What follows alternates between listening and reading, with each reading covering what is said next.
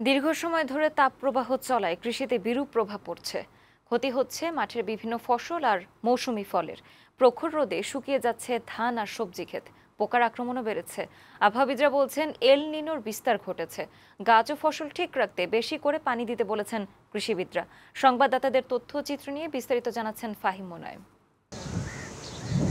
গ্রীষ্মের উত্তাপে পড়ছে প্রকৃতি। আবহাওয়ার বিরূপ প্রভাব সরাসরি পড়ছে ফসলের ক্ষেতে, মৌসুমি ফলের গাছে। কৃষিবিদরা বলছেন ৩৫ ডিগ্রির বেশি তাপমাত্রা ধানের ক্ষেতের জন্য অসহনীয়। অথচ দেশে এখন তাপমাত্রা ৪০ থেকে ৪২ ডিগ্রি সেলসিয়াস। অতি তাপদাহে ধান ছাড়াও মৌসুমি ফল, আম, কাঁঠাল, লিচুর বাগানের ক্ষতি হচ্ছে। রাজশাহী, চাঁপাইনবাবগঞ্জ, দিনাজপুর এলাকায় বাগানে অন্তত ২০% আম, লিচু ও কাঁঠালের গুটি ঝরে গেছে। গাছে পানি ছিটিয়েও গুটি রক্ষা করা যাচ্ছে না। অতিরিক্ত পানি দেয়ায় খরচও বেড়ে যাচ্ছে। রাজশাহী, চাঁপাইনবাবগঞ্জ, নওগাঁ ও নাটোরে ৯৩,০০০ হেক্টর জমিতে আম চাষ হয়েছে। দিনাজপুরে ৫,৫০০ হেক্টরেরও বেশি জমিতে লিচু গাছ রয়েছে। আম ও লিচুর ফলন নিয়ে দুশ্চিন্তায় পড়েছেন চাষিরা। এই রোদের কারণে লিচু ঝরে পড়েছে। আশঙ্কাজনক হারে লিচুর ফলন কমে যেতে পারে। পোকায় আক্রমণ করছে। এতে নিয়ে আমরা খুব দুশ্চিন্তার মধ্যে আছি। খারাপ কারণে শেষ যাচ্ছি। ঠিকই ভাগ টাকা আমরা তুলতে পারবো না যতটুকু খরচ হয়েছে। মাঠের ধান ঘরে তুলতে আরও ২৫ দিন সময় লাগবে। চলমান দাবদাহে ধান চিটে হওয়ার আশঙ্কায় চাষিরা।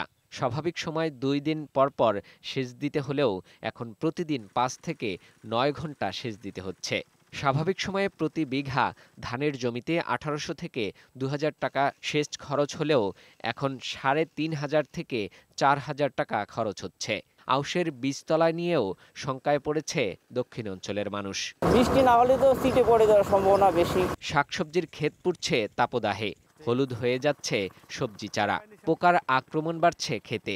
পোকা দমাতে বাড়তি কীটনাশক দিতে বাড়ছে খরচ। মাঠ ফেটে চৌচির হয়ে যাওয়ায় নতুন করে গ্রীষ্মকালীন সবজি চাষ করতে পারছে না চাষিরা। পানি দিলেও তাও কাজ হচ্ছে না, শুকিয়ে নষ্ট হয়ে যাচ্ছে।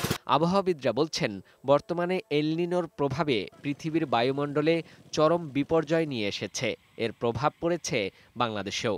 এই তাপপ্রবাহের ক্ষতি থেকে বাঁচতে জমিতে ও গাছে পর্যাপ্ত পানি দিতে বলছেন কৃষিবিদরা। এল নিনো যে বছর সক্রিয় থাকে সেই বছর গ্লোবাল ওয়ার্মিংকে প্রতিনিধিত্ব করে এবং বৃষ্টিপাতের পরিমাণ একটু কমে যায়, তাপমাত্রার ঊর্ধ্বগতি থাকে। তার ছোঁয়া বাংলাদেশেও লেগেছে। একটাই আমরা পরামর্শ দেব যে আমের গাছে গোড়ায় সেচ দেওয়া। তাপপ্রবাহ রক্ষার জন্য পানি ধরে রাখা ৫ থেকে ৭ সেন্টিমিটার। তীব্র গরমে বেশিক্ষণ মাঠে কাজ করতে পারছেন না চাষিরা। হাড়ভাঙা এই খাটুনির পরেও ফলন নিয়ে শঙ্কা তৈরি হয়েছে তাদের। ফাহিম মোনায়েম, বৈশাখী সংবাদ, ঢাকা।